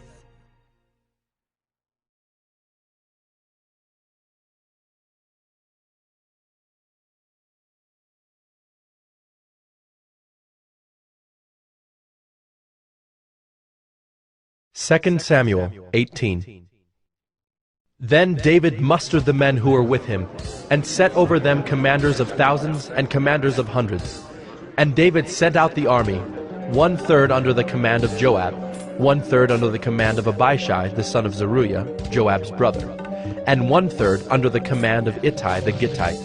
And the king said to the men, I myself will also go out with you. But the men said, You shall not go out, for if we flee, they will not care about us. If half of us die, they will not care about us. But you are worth 10,000 of us. Therefore it is better that you send us help from the city. The king said to them, Whatever seems best to you, I will do. So the king stood at the side of the gate, while all the army marched out by hundreds and by thousands. And the king ordered Joab and Abishai and Ittai, Deal gently, for my sake, with the young man Absalom. And all the people heard when the king gave orders to all the commanders about Absalom. So the army went out into the field against Israel, and the battle was fought in the forest of Ephraim. And the men of Israel were defeated there by the servants of David, and the loss there was great on that day, 20,000 men. The battle spread over the face of all the country, and the forest devoured more people that day than the sword. And Absalom happened to meet the servants of David. Absalom was riding on his mule, and the mule went under the thick branches of a great oak, and his head caught fast in the oak, and he was suspended between heaven and earth, while the mule that was under him went on. And a certain man saw it, and told Joab, Behold, I saw Absalom hanging in an oak. Joab said to the man who told him, What? You saw him? Why then did you not strike him there to the ground? I would have been glad to give you 10 pieces of silver and a belt. But the man said to Joab, Even if I felt in my hand the weight of 1,000 pieces of silver, I would not reach out my hand against the king's son. For in our hearing the king commanded you and Abishai and Ittai, for my sake protect the young man Absalom. On the other hand, if I had dealt treacherously against his life, and there is nothing hidden from the king, then you yourself would have stood aloof. Joab said, I will not waste time like this with you. And he took 3 javelins in his hand and thrust them into the heart of Absalom while he was still alive in the oak. And 10 young men, Joab's armor-bearers, surrounded Absalom and struck him and killed him. Then Joab blew the trumpet, and the troops came back from pursuing Israel, for Joab restrained them. And they took Absalom and threw him into a great pit in the forest, and raised over him a very great heap of stones. And all Israel fled, everyone to his own home. Now Absalom in his lifetime had taken and set up for himself the pillar that is in the king's valley, for he said, I have no son to keep my name in remembrance. He called the pillar after his own name, and it is called Absalom's monument to this day. Then Ahimaaz the son of Zadok said, Let me run and carry news to the king that the Lord has delivered him from the hand of his enemies. And Joab said to him, You are not to carry news today. You may carry news another day, but today you shall carry no news, because the king's son is dead. Then Joab said to the Cushite, Go, tell the king what you have seen. The Cushite bowed before Joab and ran. Then Ahimaaz the son of Zadok said again to Joab, Come what may, let me also run after the Cushite. And Joab said, Why will you run, my son, seeing that you will have no reward for the news? Come what may, he said, I will run. So he said to him, Run! Then Ahimaaz ran by the way of the plain, and outran the Cushite. Now David was sitting between the 2 gates, and the watchman went up to the roof of the gate by the wall. And when he lifted up his eyes and looked, he saw a man running alone. The watchman called out and told the king. And the king said, If he is alone, there is news in his mouth. And he drew nearer and nearer. The watchman saw another man running, and the watchman called to the gate and said, See, another man running alone. The king said, He also brings news. The watchman said, I think the running of the first is like the running of Ahimaaz, the son of Zadok. And the king said, He is a good man and comes with good news. Then Ahimaaz cried out to the king, All is well. And he bowed before the king with his face to the earth, and said, Blessed be the Lord your God, who has delivered up the men who raised their hand against my lord the king. And the king said, Is it well with the young man Absalom? Ahimaaz answered, When Joab sent the king's servant, your servant, I saw a great commotion, but I do not know what it was. And the king said, Turn aside and stand here. So he turned aside and stood still. And behold, the Cushite came, and the Cushite said, Good news for my lord the king, for the Lord has delivered you this day from the hand of all who rose up against you. The king said to the Cushite, Is it well with the young man Absalom? And the Cushite answered, May the enemies of my lord the king and all who rise up against you for evil be like that young man. And the king was deeply moved, and went up to the chamber over the gate, and wept. And as he went, he said, Oh, my son Absalom, my son Absalom! Would I had died instead of you, O Absalom! My son, my son!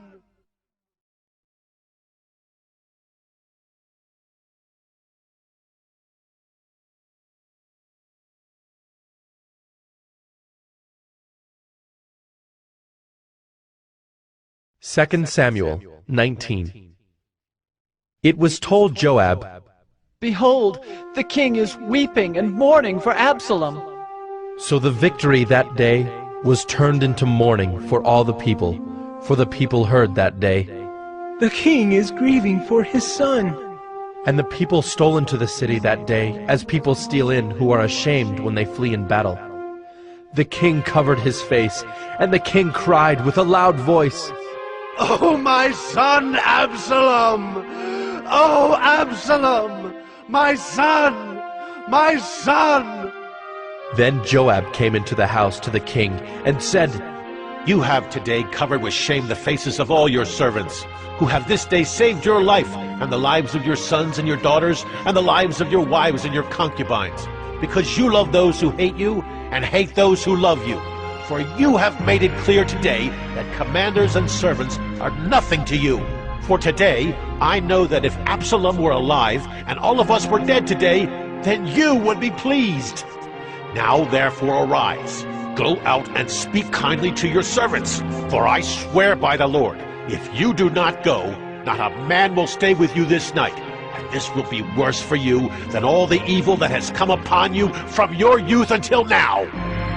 Then the king arose and took his seat in the gate, and the people were all told, Behold, the king is sitting in the gate. And all the people came before the king. Now Israel had fled, every man to his own home. And all the people were arguing throughout all the tribes of Israel, saying, The king delivered us from the hand of our enemies, and saved us from the hand of the Philistines. And now he has fled out of the land from Absalom. But Absalom, whom we anointed over us, is dead in battle. Now, therefore, why do you say nothing about bringing the king back? And King David sent this message to Zadok and Abiathar the priests. Say to the elders of Judah, why should you be the last to bring the king back to his house, when the word of all Israel has come to the king? You are my brothers, you are my bone and my flesh. Why then should you be the last to bring back the king? And say to Amasa, are you not my bone and my flesh? God do so to me and more also, if you are not commander of my army from now on in place of Joab. And he swayed the heart of all the men of Judah as one man, so that they sent word to the king, Return, both you and all your servants. So the king came back to the Jordan, and Judah came to Gilgal to meet the king and to bring the king over the Jordan. And Shimei, the son of Gera the Benjaminite from Bahurim, hurried to come down with the men of Judah to meet King David. And with him were 1,000 men from Benjamin. And Ziba the servant of the house of Saul, with his 15 sons and his 20 servants, rushed down to the Jordan before the king, and they crossed the ford to bring over the king's household and to do his pleasure. And Shimei the son of Gera fell down before the king as he was about to cross the Jordan, and said to the king, Let not my lord hold me guilty, or remember how your servant did wrong on the day my lord the king left Jerusalem. Do not let the king take it to heart, for your servant knows that I have sinned. Therefore, behold, I have come this day, the first of all the house of Joseph, to come down to meet my lord the king. Abishai, the son of Zeruiah, answered, Shall not Shimei be put to death for this, because he cursed the Lord's anointed? But David said, What have I to do with you, you sons of Zeruiah, that you should this day be as an adversary to me? Shall anyone be put to death in Israel this day? For do I not know that I am this day king over Israel? And the king said to Shimei, You shall not die. And the king gave him his oath. And Mephibosheth, the son of Saul, came down to meet the king. He had neither taken care of his feet, nor trimmed his beard, nor washed his clothes from the day the king departed until the day he came back in safety. And when he came to Jerusalem to meet the king said to him, Why did you not go with me, Mephibosheth? He answered, My lord, O king, my servant deceived me. For your servant said to him, I will saddle a donkey for myself, that I may ride on it and go with the king. For your servant is lame. He has slandered your servant to my lord the king. But my lord the king is like the angel of God. Do, therefore, what seems good to you. For all my father's house were but men doomed to death before my lord the king, but you set your servant among those who eat at your table. What further right have I than to cry to the king? And the king said to him, Why speak any more of your affairs? I have decided, you and Ziba shall divide the land. And Mephibosheth said to the king, "Oh, let him take it all, since my lord the king has come safely home." Now Barzillai the Gileadite had come down from Rogelim, and he went on with the king to the Jordan to escort him over the Jordan. Barzillai was a very aged man, 80 years old. He had provided the king with food while he stayed at Mahanaim, for he was a very wealthy man. And the king said to Barzillai, "Come over with me, and I will provide for you with me in Jerusalem." But Barzillai said to the king, How many years have I still to live, that I should go up with the king to Jerusalem? I am this day 80 years old.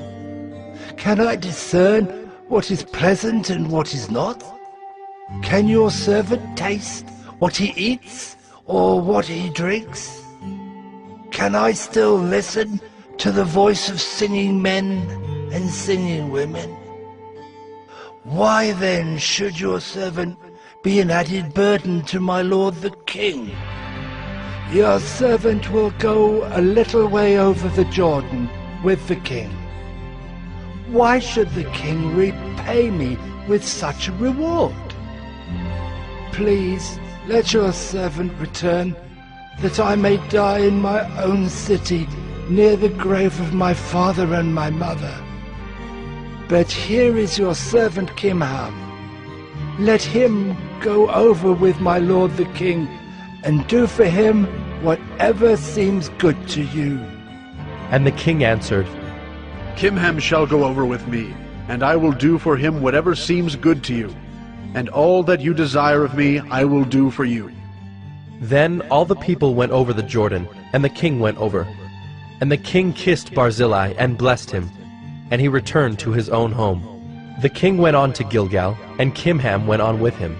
All the people of Judah, and also half the people of Israel, brought the king on his way. Then all the men of Israel came to the king, and said to the king, Why have our brothers, the men of Judah, stolen you away, and brought the king and his household over the Jordan, and all David's men with him? All the men of Judah answered the men of Israel, Because the king is our close relative. Why then are you angry over this matter? Have we eaten at all at the king's expense? Or has he given us any gift? And the men of Israel answered the men of Judah, We have 10 shares in the king, and in David also we have more than you. Why then did you despise us? Were we not the first to speak of bringing back our king? But the words of the men of Judah were fiercer than the words of the men of Israel.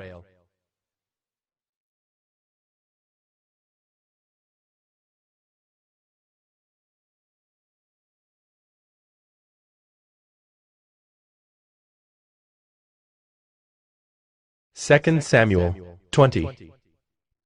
Now there happened to be there a worthless man, whose name was Sheba, the son of Bichri, a Benjaminite. And he blew the trumpet and said, We have no portion in David, and we have no inheritance in the son of Jesse. Every man to his tents, O Israel! So all the men of Israel withdrew from David and followed Sheba, the son of Bichri. But the men of Judah followed their king steadfastly from the Jordan to Jerusalem. And David came to his house at Jerusalem. And the king took the 10 concubines whom he had left to care for the house, and put them in a house under guard, and provided for them, but did not go into them. So they were shut up until the day of their death, living as if in widowhood. Then the king said to Amasa, Call the men of Judah together to me within 3 days, and be here yourself. So Amasa went to summon Judah, but he delayed beyond the set time that had been appointed him. And David said to Abishai, Now Sheba, the son of Bichri, will do us more harm than Absalom. Take your lord's servants and pursue him, lest he get himself to fortified cities and escape from us. And there went out after him Joab's men, and the Kerethites and the Pelethites, and all the mighty men. They went out from Jerusalem to pursue Sheba, the son of Bichri. When they were at the great stone that is in Gibeon, Amasa came to meet them. Now Joab was wearing a soldier's garment, and over it was a belt with a sword in its sheath, fastened on his thigh. And as he went forward, it fell out. And Joab said to Amasa, Is it well with you, my brother? And Joab took Amasa by the beard with his right hand to kiss him. But Amasa did not observe the sword that was in Joab's hand. So Joab struck him with it in the stomach, and spilled his entrails to the ground without striking a second blow, and he died. Then Joab and Abishai his brother pursued Sheba the son of Bichri. And one of Joab's young men took his stand by Amasa and said, Whoever favors Joab, and whoever is for David, let him follow Joab. And Amasa lay wallowing in his blood in the highway. And anyone who came by, seeing him, stopped. And when the man saw that all the people stopped, he carried Amasa out of the highway into the field and threw a garment over him. When he was taken out of the highway, all the people went on after Joab to pursue Sheba the son of Bichri. And Sheba passed through all the tribes of Israel to Abel of Beth-maachah. And all the Bichrites assembled and followed him in. And all the men who were with Joab came and besieged him in Abel of Beth-maachah. They cast up a mound against the city, and it stood against the rampart, and they were battering the wall to throw it down. Then a wise woman called from the city, Listen! Listen! Tell Joab, come here, that I may speak to you. And he came near her. And the woman said, Are you Joab? He answered, I am. Then she said to him, Listen to the words of your servant. And he answered, I am listening. Then she said, They used to say in former times, Let them but ask counsel at Abel.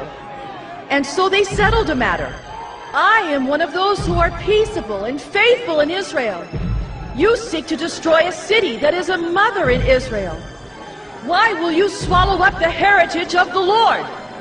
Joab answered, Far be it from me, far be it that I should swallow up or destroy. That is not true. But a man of the hill country of Ephraim, called Sheba the son of Bichri, has lifted up his hand against King David. Give up him alone, and I will withdraw from the city. And the woman said to Joab, Behold, his head shall be thrown to you over the wall. Then the woman went to all the people in her wisdom, and they cut off the head of Sheba the son of Bichri, and threw it out to Joab. So he blew the trumpet, and they dispersed from the city, every man to his home. And Joab returned to Jerusalem to the king. Now Joab was in command of all the army of Israel, and Benaiah the son of Jehoiada was in command of the Kerethites and the Pelethites, and Adoram was in charge of the forced labor, and Jehoshaphat the son of Ahilud was the recorder, and Sheba was secretary, and Zadok and Abiathar were priests, and Ira the Jairite was also David's priest.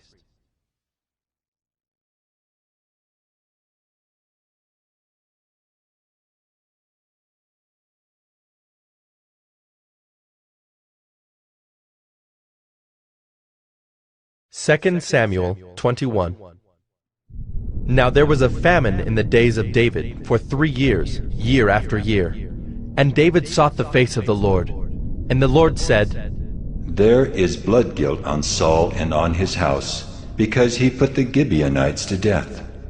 So the king called the Gibeonites and spoke to them. Now the Gibeonites were not of the people of Israel, but of the remnant of the Amorites. Although the people of Israel had sworn to spare them, Saul had sought to strike them down in his zeal for the people of Israel and Judah. And David said to the Gibeonites, What shall I do for you, and how shall I make atonement, that you may bless the heritage of the Lord? The Gibeonites said to him, It is not a matter of silver or gold between us and Saul or his house. Neither is it for us to put any man to death in Israel. And he said, What do you say that I shall do for you? They said to the king, The man who consumed us and planned to destroy us, so that we should have no place in all the territory of Israel. Let 7 of his sons be given to us, so that we may hang them before the Lord at Gibeah of Saul, the chosen of the Lord. And the king said, I will give them. But the king spared Mephibosheth, the son of Saul's son, Jonathan, because of the oath of the Lord that was between them, between David and Jonathan, the son of Saul. The king took the 2 sons of Rizpah, the daughter of Aiah, whom she bore to Saul, Armoni, and Mephibosheth, and the 5 sons of Merab, the daughter of Saul, whom she bore to Adriel, the son of Barzillai the Maholathite. And he gave them into the hands of the Gibeonites, and they hanged them on the mountain before the Lord, and the 7 of them perished together. They were put to death in the first days of harvest, at the beginning of barley harvest. Then Rizpah, the daughter of Aiah, took sackcloth and spread it for herself on the rock, from the beginning of harvest until rain fell upon them from the heavens. And she did not allow the birds of the air to come upon them by day, or the beasts of the field by night. When David was told what Rizpah, the daughter of Aiah, the concubine of Saul, had done, David went and took the bones of Saul and the bones of his son Jonathan from the men of Jabesh-Gilead, who had stolen them from the public square of Bethshan, where the Philistines had hanged them, on the day the Philistines killed Saul on Gilboa. And he brought up from there the bones of Saul and the bones of his son Jonathan, and they gathered the bones of those who were hanged. And they buried the bones of Saul and his son Jonathan in the land of Benjamin in Zelah, in the tomb of Kish his father. And they did all that the king commanded. And after that, God responded to the plea for the land. There was war again between the Philistines and Israel, and David went down together with his servants, and they fought against the Philistines. And David grew weary. And Ishbi-Benob, one of the descendants of the giants, whose spear weighed 300 shekels of bronze, and who was armed with a new sword, thought to kill David. But Abishai, the son of Zeruiah, came to his aid, and attacked the Philistine, and killed him. Then David's men swore to him, "You shall no longer go out with us to battle, lest you quench the lamp of Israel." After this, there was again war with the Philistines at Gob. Then Sibbecai, the Hushathite, struck down Saph, who was one of the descendants of the giants. And there was again war with the Philistines at Gob, and Elhanan, the son of Jaare-Oregim, the Bethlehemite, struck down Goliath the Gittite, the shaft of whose spear was like a weaver's beam.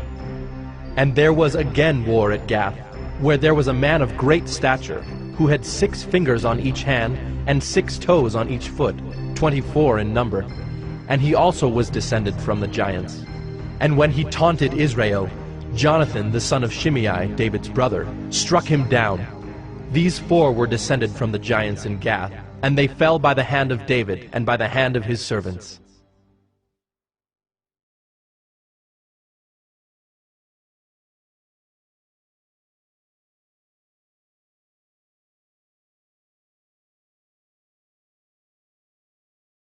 Second Samuel 22.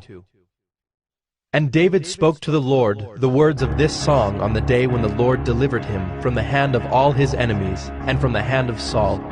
He said, "The Lord is my rock and my fortress and my deliverer, my God, my rock in whom I take refuge, my shield and the horn of my salvation, my stronghold and my refuge, my Savior. You save me from violence. I call upon the Lord, who is worthy to be praised, and I am saved from my enemies. For the waves of death encompassed me, the torrents of destruction assailed me, the cords of Sheol entangled me, the snares of death confronted me. In my distress I called upon the Lord. To my God I called. From his temple he heard my voice, and my cry came to his ears. Then the earth reeled and rocked. The foundations of the heavens trembled and quaked, because he was angry. Smoke went up from his nostrils, and devouring fire from his mouth. Glowing coals flamed forth from him. He bowed the heavens and came down. Thick darkness was under his feet. He rode on a cherub and flew. He was seen on the wings of the wind.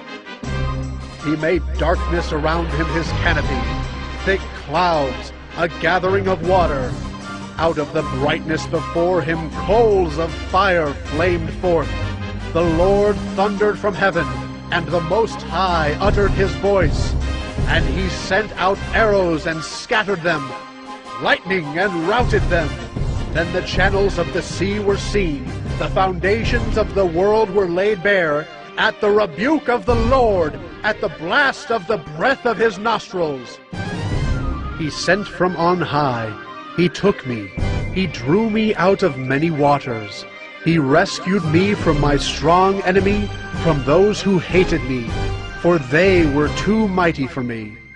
They confronted me in the day of my calamity, but the Lord was my support. He brought me out into a broad place. He rescued me, because He delighted in me. The Lord dealt with me according to my righteousness. According to the cleanness of my hands He rewarded me. For I have kept the ways of the Lord, and have not wickedly departed from my God. For all His rules were before me, and from His statutes I did not turn aside. I was blameless before Him, and I kept myself from guilt. And the Lord has rewarded me according to my righteousness, according to my cleanness in His sight. With the merciful you show yourself merciful. With the blameless man you show yourself blameless. With the purified you deal purely, and with the crooked you make yourself seem tortuous. You save a humble people, but your eyes are on the haughty to bring them down. For you are my lamp, O Lord, and my God lightens my darkness. For by you I can run against a troop, and by my God I can leap over a wall. This God, His way is perfect. The word of the Lord proves true. He is a shield for all those who take refuge in Him. For who is God but the Lord? And who is a rock except our God? This God is my strong refuge, and has made my way blameless. He made my feet like the feet of a deer, and set me secure on the heights. He trains my hands for war, so that my arms can bend a bow of bronze. You have given me the shield of your salvation, and your gentleness made me great. You gave a wide place for my steps under me, and my feet did not slip. I pursued my enemies and destroyed them, and did not turn back until they were consumed. I consumed them. I thrust them through so that they did not rise. They fell under my feet. For you equipped me with strength for the battle. You made those who rise against me sink under me. You made my enemies turn their backs to me, those who hated me, and I destroyed them. They looked, but there was none to save. They cried to the Lord, but He did not answer them. I beat them fine as the dust of the earth. I crushed them and stamped them down like the mire of the streets. You delivered me from strife with my people. You kept me as the head of the nations. People whom I had not known served me. Foreigners came cringing to me. As soon as they heard of me, they obeyed me. Foreigners lost heart and came trembling out of their fortresses. The Lord lives, and blessed be my rock, and exalted be my God, the rock of my salvation, the God who gave me vengeance and brought down peoples under me, who brought me out from my enemies. You exalted me above those who rose against me. You delivered me from men of violence. For this I will praise you, O Lord, among the nations, and sing praises to your name. Great salvation He brings to His king, and shows steadfast love to His anointed, to David and his offspring forever.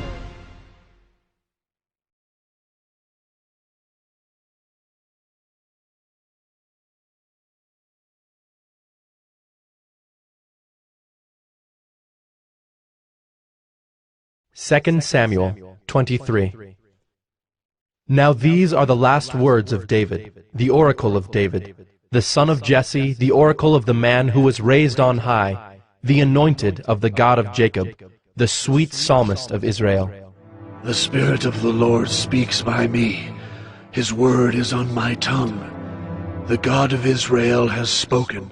The Rock of Israel has said to me, When one rules justly over men, ruling in the fear of God, he dawns on them like the morning light, like the sun shining forth on a cloudless morning, like rain that makes grass to sprout from the earth. For does not my house stand so with God? For he has made with me an everlasting covenant, ordered in all things and secure. For will he not cause to prosper all my help and my desire? But worthless men are all like thorns that are thrown away, for they cannot be taken with the hand. But the man who touches them arms himself with iron and the shaft of a spear, and they are utterly consumed with fire. These are the names of the mighty men whom David had. Josheb-Basshebeth, a Tekemonite. He was chief of the three. He wielded his spear against 800 whom he killed at one time. And next to him, among the three mighty men, was Eleazar, the son of Dodo, son of Ahohi. He was with David when they defied the Philistines who were gathered there for battle, and the men of Israel withdrew. He rose and struck down the Philistines until his hand was weary, and his hand clung to the sword. And the Lord brought about a great victory that day, and the men returned after him, only to strip the slain. And next to him was Shammah, the son of Agi, the Hararite. The Philistines gathered together at Lehi, where there was a plot of ground full of lentils, and the men fled from the Philistines. But he took his stand in the midst of the plot, and defended it, and struck down the Philistines, and the Lord worked a great victory. And 3 of the 30 chief men went down and came about harvest time to David at the cave of Adullam, when a band of Philistines was encamped in the valley of Rephaim. David was then in the stronghold, and the garrison of the Philistines was then at Bethlehem. And David said longingly, "Oh, that someone would give me water to drink from the well of Bethlehem that is by the gate." Then the 3 mighty men broke through the camp of the Philistines, and drew water out of the well of Bethlehem that was by the gate, and carried and brought it to David. But he would not drink of it. He poured it out to the Lord, and said, "Far be it from me, O Lord, that I should do this. Shall I drink the blood of the men who went at the risk of their lives?" Therefore he would not drink it. These things the 3 mighty men did. Now Abishai, the brother of Joab, the son of Zeruiah, was chief of the 30. And he wielded his spear against 300 men, and killed them, and won a name beside the 3. He was the most renowned of the 30, and became their commander, but he did not attain to the 3. And Benaiah, the son of Jehoiada, was a valiant man of Kabzeel, a doer of great deeds. He struck down 2 Ariels of Moab. He also went down and struck down a lion in a pit on a day when snow had fallen. And he struck down an Egyptian, a handsome man. The Egyptian had a spear in his hand, but Benaiah went down to him with a staff, and snatched the spear out of the Egyptian's hand, and killed him with his own spear. These things did Benaiah, the son of Jehoiada, and won a name beside the 3 mighty men. He was renowned among the 30, but he did not attain to the 3. And David set him over his bodyguard. Asahel, the brother of Joab, was one of the 30. Elhanan, the son of Dodo of Bethlehem, Shammah of Harod, Elika of Harod, Helez the Paltite, Ira, the son of Ikish of Tekoa, Abiezer of Anathoth, Mabunai the Hushathite, Zalmon the Ahohite, Maharai of Netophah, Heleb the son of Baanah of Netophah, Ittai the son of Ribai of Gibeah of the people of Benjamin, Benaiah of Pirathon, Hiddai of the brooks of Gaash, Abi-Albon the Arbathite, Asmaveth of Bahiram, Eliabah the Shaalbonite, the sons of Jashan, Jonathan, Shammah the Hararite, Ahiam the son of Sherar the Hararite, Eliphalet the son of Ahashbai of Maacah, Eliam the son of Ahithophel of Gilo, Hezro of Carmel, Pearai the Arbite, Igal the son of Nathan of Zobah, Bani the Gadite, Zelek the Ammonite, Naharai of Beeroth, the armor-bearer of Joab, the son of Zeruiah, Ira the Ithrite, Gareb the Ithrite, Uriah the Hittite, 37 in all.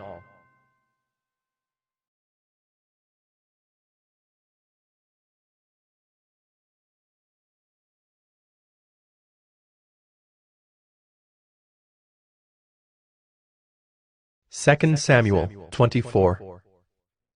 Again the anger of the Lord was kindled against Israel, and he incited David against them, saying, Go, number Israel and Judah.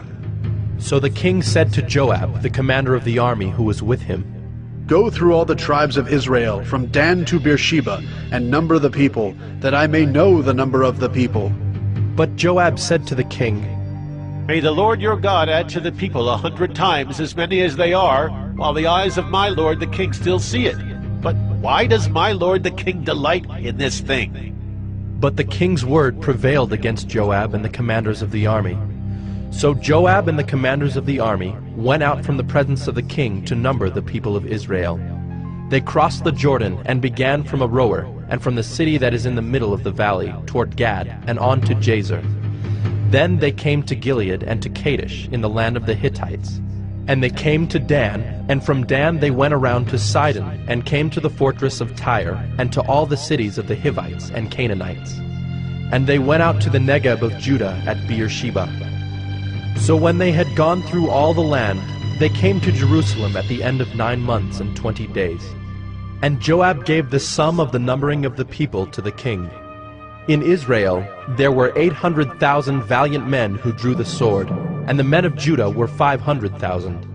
But David's heart struck him after he had numbered the people. And David said to the Lord, I have sinned greatly in what I have done. But now, O Lord, please take away the iniquity of your servant, for I have done very foolishly.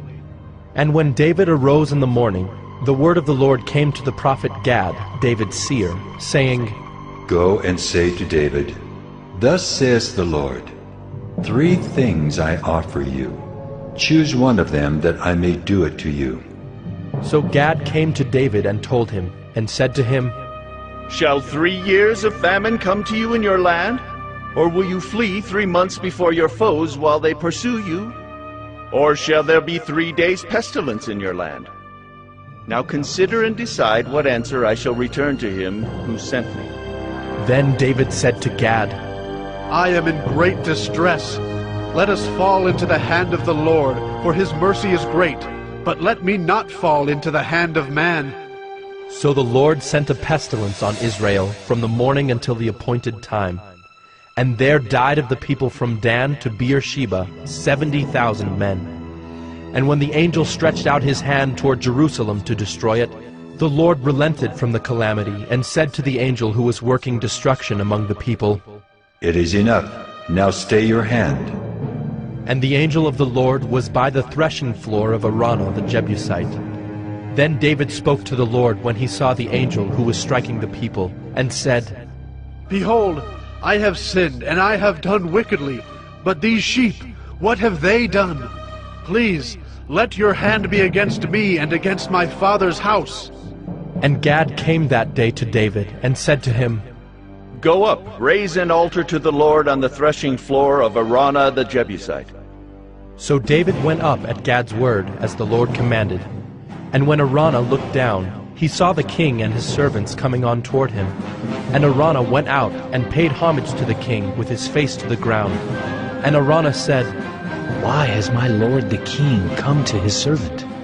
David said, To buy the threshing floor from you, in order to build an altar to the Lord, that the plague may be averted from the people. Then Araunah said to David, Let my lord the king take and offer up what seems good to him. Here are the oxen for the burnt offering and the threshing sledges, and the yokes of the oxen for the wood. All this, O King Araunah, gives to the king. And Araunah said to the king, May the Lord your God accept you. But the king said to Araunah, No, but I will buy it from you for a price. I will not offer burnt offerings to the Lord my God that cost me nothing.